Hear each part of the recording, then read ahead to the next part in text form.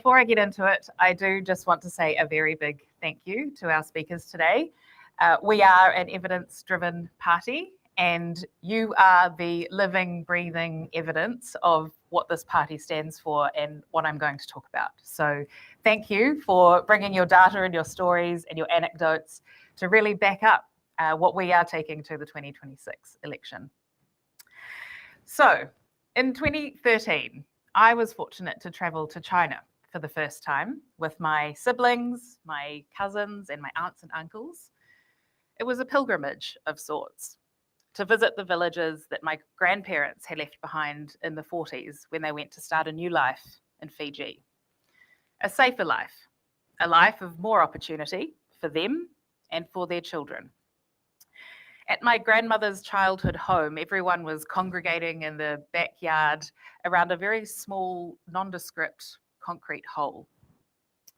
Turns out it was a well that my grandmother had to hide in during the war when the Japanese were invading and they were looking for women and girls to take captive. It was a pretty harrowing thought to think of her at such a young age, bravely sheltering there for days. It was one of those moments in life where you suddenly see that thread that connects you to your ancestors. All of the moments and decisions that they've made that led to your life today. I think of all the opportunities that I've had in my life, my safe and happy childhood growing up next to One Tree Hill, thanks to her bravery and her and my grandfather's subsequent decision to start a new life in Fiji. And I think about that ancestral thread now that I have my own kids, and I wonder, what choices will I make now that will better their life tomorrow? In 2050, my daughter Malia will be 30 years old, and Cleo will be 26. As they step into adulthood with all the love and the heartbreak and the wins and the setbacks that come with it, this is the New Zealand I hope that my choices create for them. By 2050, New Zealand is world-renowned as a place where innovation, combined with a deep care for people and nature, has created a high-value economy and a high quality of life. Malia lives in a modest but high-spec, energy-efficient apartment in a vibrant city fringe suburb. It's a cooperative housing project where residents all contribute to a community garden that provides cheap, healthy kai and an opportunity for neighbours to build strong connections. By mid-century, New Zealand cities have finally grown up and broken the false choice between density and livability. Yes, they are more compact, but they're also greener and more human. The quarter-acre dream has evolved into the quarter-hour paradise. Anyone who wants to can choose to live 15 minutes from work, friends' houses, nature trails, and a bustling nightlife. Malia barely thinks about the increase or decrease in the value of her home. She does not obsess about property in the same way that my generation did. Instead, she talks with her friends about what businesses they might build, what technologies they might pioneer, and what problems they might solve. Their Sharesies accounts, which they started investing in early with modest amounts, have now grown thanks to successful renewable energy projects and local innovative companies that are excelling on the world stage. My younger daughter, Cleo, at 26, is about to move to Taranaki to become a clean energy diplomat for the Pacific. Because New Zealand mastered affordable, abundant energy in the 2030s, places like Taranaki are now vibrant hubs from which we deliver virtual training and advice to our Pacific neighbours in order to further strengthen resilience of the region. Living outside our largest cities is now seen as a great opportunity to combine professional ambition with local connection and connection with nature. Our regions are places of a hotbed innovation where industries like farming and forestry now work harmoniously with nature restoration and tourism. In 2050, both Malia and Cleo listen to tui, kereru, kōkako and kaka, on their way to work every single day, because we delivered on predator eradication in the 2040s and we greened our cities so that the birds came back. It's a place where they can swim in any river, collect kaimoana on any coastline, because of decades of effort by communities, iwi and government. It's a place where they walk through thriving ngahere because we committed to reforestation projects like reclothing Papatuanuku, and as a result, carbon drawdown through native forests and wetlands has become New Zealand's greatest climate response, pleasing both Greenpeace and Treasury. Most importantly, in 2050, Cleo and Malia live in a far less divided New Zealand. It is not all kumbaya. Our leaders still debate the great challenges of the day, but our political news clips are less focused on finger pointing and outrage and more on respectful dialogue about the issues. We are 20 years into a 100-year infrastructure plan that we agreed in 2030. And the government of the day still adds their own flavour to those projects, but the overall direction stays the course. And when politicians refuse to come to the table and work together, we bring the voices of everyday Kiwis through citizens' assemblies into the conversation to break that gridlock. This is the New Zealand my daughters and the next generation of New Zealanders deserve to inherit from us. But right now, that future feels very much like an out-of-reach utopia. A few weeks ago, the Canadian Prime Minister Mark Carney delivered a history-defining speech. And in it, he said, "The old order of the world is gone. We should not mourn it. Nostalgia is not a strategy." And he's right. Here in New Zealand, we are stagnating while the rest of the world changes rapidly around us. And if we are standing still, we are essentially going backwards.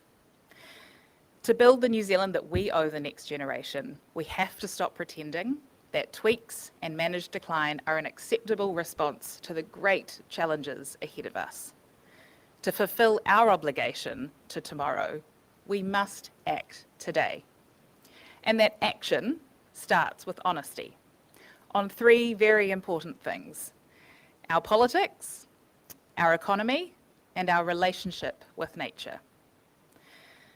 First, we need to stop pretending that our politics is fit for purpose. The next generation need leaders who won't flip-flop on critical policy every 3 years or kick our slow burn crises down the road again and again. When successive governments focus their time on cancelling projects or rewriting policy under different language, they are wasting our time and our money. The next generation need leaders who respect our foundations like Te Tiriti o Waitangi for what it is, a gift from our past to our present and our future, and a genuine opportunity to build partnership amongst all of the people that call this place home. The next generation need leaders who behave with integrity, not schoolyard bullies who try to divide us simply to score a vote. When New Zealand First tells you that immigrants, transgender Kiwis or environmentalists are our problem, it is their politics of fear and division that is causing us harm. So, what will Opportunity do differently? Amidst a broken political system that is failing us, I want to say this loudly and clearly. Opportunity will send a new generation of politicians to Wellington. And we are going to bring a few things with us. Free of the ideological and party baggage of established politicians, we'll bring evidence-backed policies to Parliament. We'll bring integrity and honesty.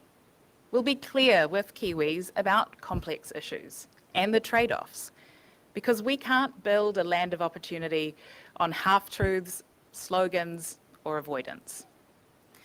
We'll be a kingmaker that accelerates progress by bringing the major parties together rather than pushing them apart.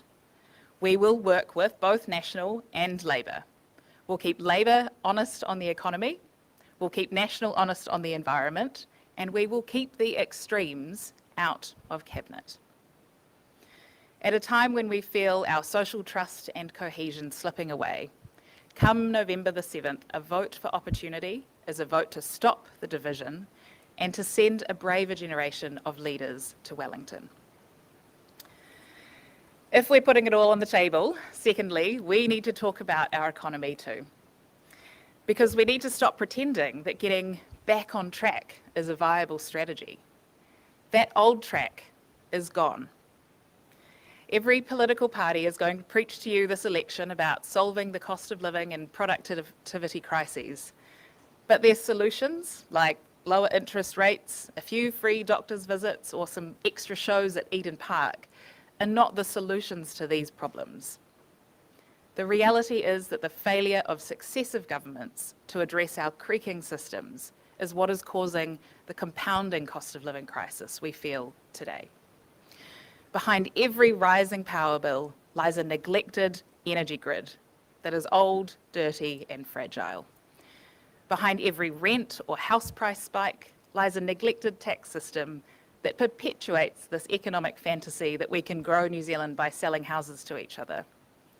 And behind every insurance hike lies neglected calls for climate action and a lack of leadership on managed retreat. Attempting to return to that old track, the do-nothing track, it's dangerous. The New Zealand deal is simple. You do the mahi, you get the treats. But that deal is broken, and we're starting to stare at a downward spiral. One where our young people see more opportunity offshore and leave, which slows down innovation and productivity, which reduces our tax base, which stresses our already straining systems, which is what causes prices to rise. Economists have sounded the warning, and opportunity is listening. So, what is opportunity going to do about our economy? Steve Jobs said that the way out of a hole is not to slash and burn, but to innovate. If the old track is gone, our only choice is to build the next one. Innovation is at the heart of our vision to make New Zealand the world's high-tech lab. We have a long history of world-changing ideas right here in Aotearoa. Opportunity will ensure we create the right environment so that our best innovators and business builders attract their talent and capital here, not overseas, because we will roll out the red carpet for them, not the red tape. The next economy must be powered by affordable, abundant energy. And that is why we are releasing our energy policy today. Without reliable energy, our communities and businesses cannot operate. And without clean energy, the cost of living and the cost of doing business will continue to skyrocket as the rest of the world phases out fossil fuels. That is why we will demand a bipartisan long-term energy strategy from whichever major party leads the next government.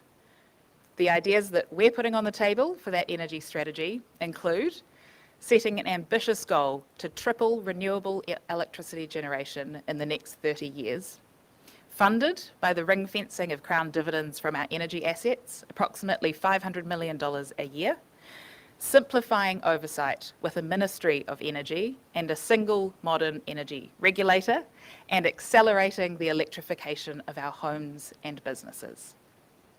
Instead of sending billions of dollars offshore every year for oil and gas, we should be leveraging our natural strengths to bring electricity prices down for everyday Kiwis, ensure energy security for our homes and businesses, and clean our energy system. Enabling the next economy also means tackling our long-standing roadblock of overinvestment in property. A land value tax is the most efficient and effective way to unlock the enormous amounts of wealth tied up in property and redirect it to the hands of our young people, our innovators, our farmers and communities, where we can generate real economic growth. And it means in 2050, if my daughters decide to have kids, I'll have a much better chance at watching them grow up here in New Zealand rather than over Zoom. We will also modernise our welfare system with a citizen's income.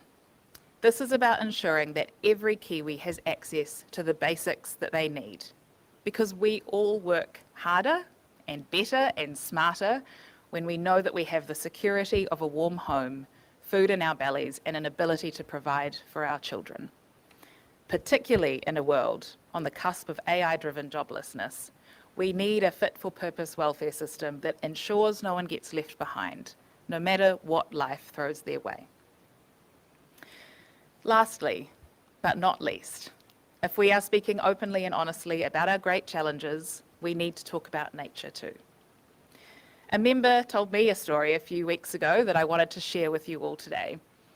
He took his little boy out fishing in the Gulf recently, and they pulled up a snapper, and it was clearly malnourished, its features sunken away. Despite his son's begging, they decided not to take it home for a feed. Something has gone fundamentally wrong in this country when a Kiwi kid can't eat the fish that they catch. It's a sign of a broken economy, one where you can have a full bank account, you can even have a boat, but you still feel poor. For too long, we have undervalued nature. We have assumed that the beaches, the soils, the rivers, and the mountains that define us would always be there and always thrive. But we were wrong. Nature is not a bottomless pit that we can extract from and ignore anymore. It needs us just as much as we need it. So what is Opportunity doing about restoring nature? Opportunity will put nature where it belongs, at the very heart of our social and economic systems. When this party looks at the natural world, we see the solution to our mental and physical health crises, the solution to our climate resilience challenges, and a place where New Zealanders of all backgrounds can come together and unite. To deliver on these visions, Opportunity will take a unique approach, a teal approach. We reject the notion that industry and nature are in competition. We believe in a world in which businesses and government can work together on these solutions, where business models, investment, and policy are mutually reinforcing rather than undermining each other. A teal approach looks like supporting farmers to future-proof themselves through diversification and value-added exporting. A teal approach recognises that critical minerals are part of an electric future and that we can source those safely and responsibly. A teal approach means that unlike the Greens, we will work with whichever major party is in government and hold them accountable on the climate, because the environment is too important to pick a side and let it suffer. Our location here by the Hauraki Gulf today is intentional, because today we are also releasing our oceans policy. Healthy oceans are a core part of the New Zealand way of life, but our seas are hitting their ecological and economic limits. Our Healthy Oceans policy calls for investment in the blue economy, with a focus on things like sustainable aquaculture and offshore renewable energy. It also calls for us to build a modern, low-impact fishing industry based on a quota system that regenerates rather than depletes sea life.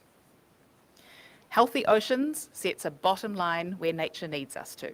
We will end bottom trawling, because ripping up our seabeds to sell a few more boxes of fish fingers is not in the long-term interests of New Zealanders. My grandmother will be 96 this year. Her 5 children, her 10 grandchildren, and her 17 great-grandchildren are all living extraordinary lives thanks to the ambition that she and my grandfather had for our future. But that isn't a story that belongs just to me. I'm sure there are equally brave stories of all of your ancestors. That is the story of Aotearoa, New Zealand. From the first Māori who navigated here with only the stars to guide them, to all the families who come to live and work here and call this place home. Our story is one of opportunity. This country works best when every Kiwi has the opportunity to turn effort into progress, and when all of the foundations we need, access to nature, good jobs, future-fit education, capable leaders, and affordable basics, are ensured for all.